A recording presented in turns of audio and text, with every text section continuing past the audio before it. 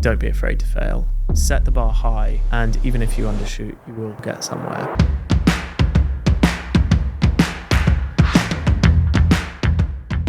Hello and welcome along to this Lloyds Bank Credible Transition Plans series hosted in association with Edie. I'm your series host and Edie's publisher, Luke Nicholls.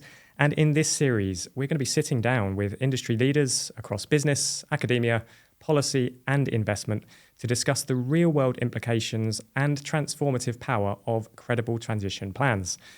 In this episode, we're going to be looking at credible transition plans through the lens of net zero, to understand how the plans can be used as a framework to accelerate decarbonisation progress.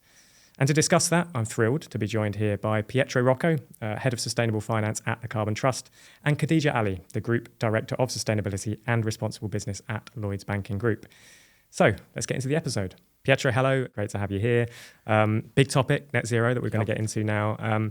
Give us a bit of an overview from your perspective, the Carbon Trust perspective, as to how credible transition plans can be used as a framework to drive progress towards net zero.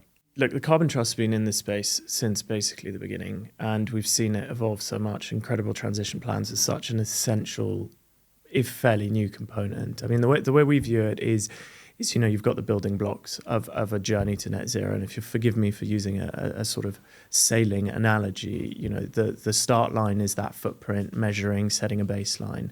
You then set the target, and that's kind of your end goal, where you want to end up. And credible transition plans are really that direction of travel. They're effectively mapping out the journey. And corporates need that. I mean, you need to view it as a journey. You need to have all the elements in place to be able to get you there, and all the actions. And it's been a great development to see. I mean, particularly in the UK, seeing the UK kind of lead with a standard for this, with a framework that companies can use to really get a credible transition plan out that is consistent, that is robust, that is transparent and understandable. Mm-hmm. I want to get into then how net zero goals and projects can be effectively integrated with these plans and vice versa. So what does good alignment look like? Good alignment is basically full integration, right? That these should go really hand in hand. Your projects and effectively what you're going to do as a company should be consistent and ideally mentioned, even if at a high level, in a credible transition plan. And likewise, a transition plan should be analogous to what you think you might do. One thing that I think is really important is that, these are always dynamic. So it's worth thinking that, 2040, 2050 is a long way away. Most corporate strategies are 3 to 5 years, right? So you're going to have probably multiple iterations of a transition plan as you go through that journey. And that's where kind of you need to have that harmony between the projects and the ambitions and how you're deploying capital, how your business is evolving effectively and what your plan looks like. Okay, and Khadija, what's your view on this? The way I see it is that when we're looking at an organization that doesn't have a clear net zero plan or a credible transition plan, it's around navigating quite blindly. It's akin to not having a financial plan or a business strategy. And so it's really important in telling that the regulatory landscape has also picked up on this. And we're also seeing global frameworks like the International Sustainability Standards Board, the ISSB, also really narrowing in on credible transition plans. So it comes back to the point that I made earlier, which is this is a business imperative in many respects. It's akin to having a business strategy. It's akin to having a financial plan. And actually, these components need to stack up together, which I think is a really important point. The credible transition plan isn't something that happens on the side of the organization. It's very much woven into your business strategy. It's woven into your financial planning and analysis. And I think those components have to come together to make it credible and for you to be able to demonstrate measurable progress in relation to what your institution is undertaking. Yeah, okay. Lloyds Bank's reporting versus reality research found that over half now, 54% of institutional investors agree that companies with ambitious transition plans have a competitive edge right now. What could that competitive edge look like for you in the context of net zero and decarbonisation? Yeah, I mean, I think the traditional theory is more to do with the resilience angle, that companies are effectively right-sized for the changes that are going to come and that are going to come fast. We're, I think, experiencing climate change live in real time.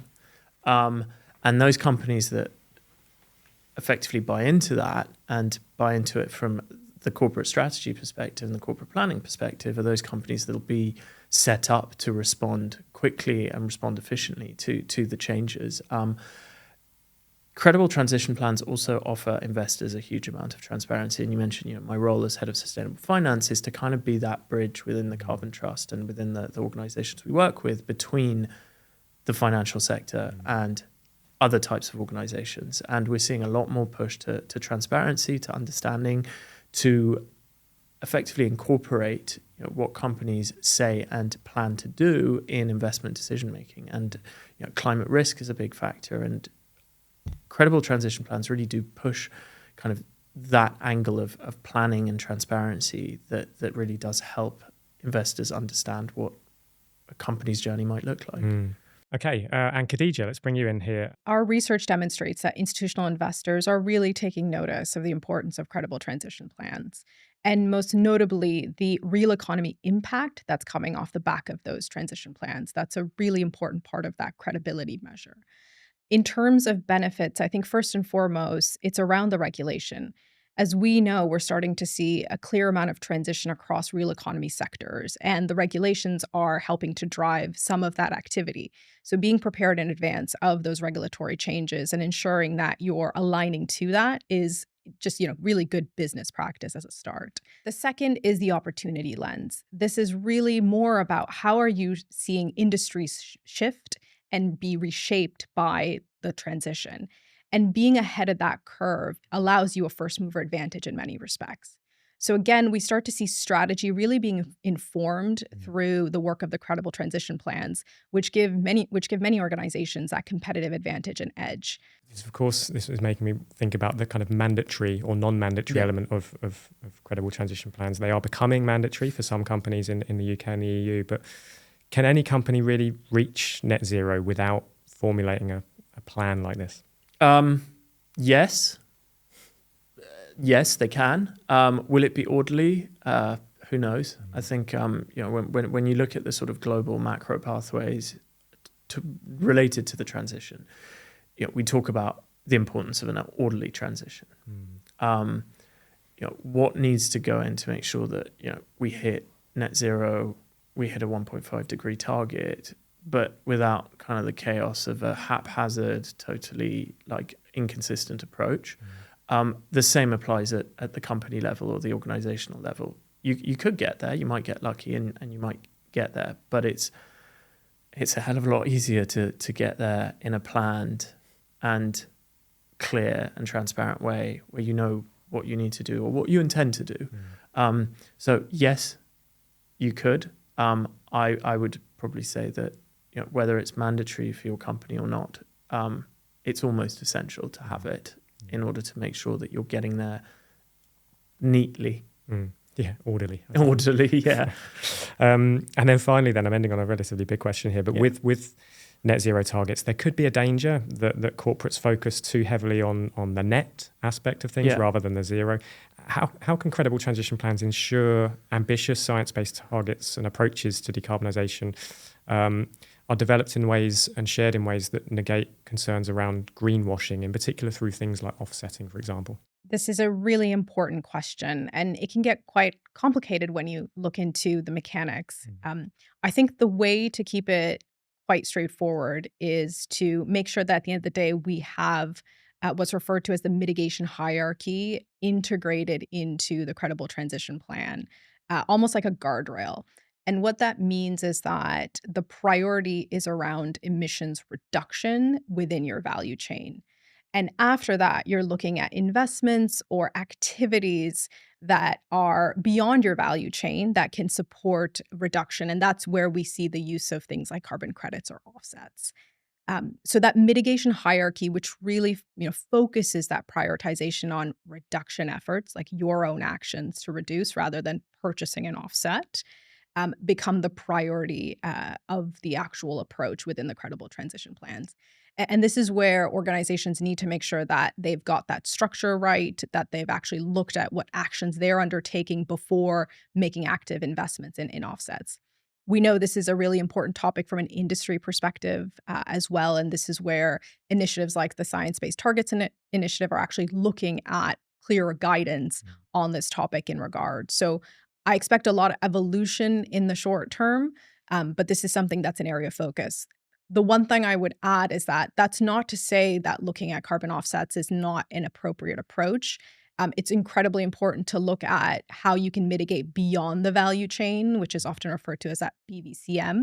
I know I'm getting a bit technical here, but that at the end of the day is looking not just at your organization, but the economy as a whole and how you're supporting that. But again, the principle is really, really clear and really important. Focus first on your value chain and then build on to beyond your value chain. That's a really good point. And Pietro, what's your take on this? Yeah, I mean, there's so much guidance, and I think we touched on this earlier, that for a long time there's been a lot of different sources of information on what does good look like, how do you do X, Y, Z. We're seeing a lot more consolidation, the transition plan task force being kind of incorporated into the IFRS Foundation, related to ISSB, which has TCFD. So all of this is starting to sort of come together under these bigger umbrellas, which I think will help organizations just find clarity and consistency in that. The net versus zero thing is such an interesting kind of debate. I think the push at the moment, and it's really related to this idea of ambition, is that, and from an investor perspective as well, people and markets and stakeholders want to see companies decarbonize, not compensate for not doing things. And that's a really, really important nuance in this, that the zero is more important than the net. You want to be looking at the residuals when it comes to carbon offsets or carbon credits, but fundamentally businesses need to change and evolve in a sustainable way so that they are right-sized for the future. I think when it comes to greenwashing, that's partly a communication question. It's relates back to that point around fear of failure.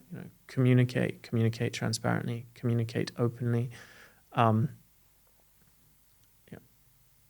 wouldn't say divulge, but certainly disclose as rigorously as you can on all these topics. Okay, well, on that note, I'm going to have to draw this episode of the Credible Transition Plans series to a close. A huge thank you to Pietro and Khadija for giving us this much needed deep dive into the relationship between credible transition plans and net zero. And on behalf of everyone here at Lloyds Bank and at Edie, hope you found this episode useful. If you have, I thoroughly recommend, as a next step, you check out the full reporting versus reality report, which has been referenced earlier on here. You can do that by searching Lloyds Bank Credible Transition Plans or going to lloydsbank.com/credible-transition-plans. But for now, from all of us here, it's goodbye.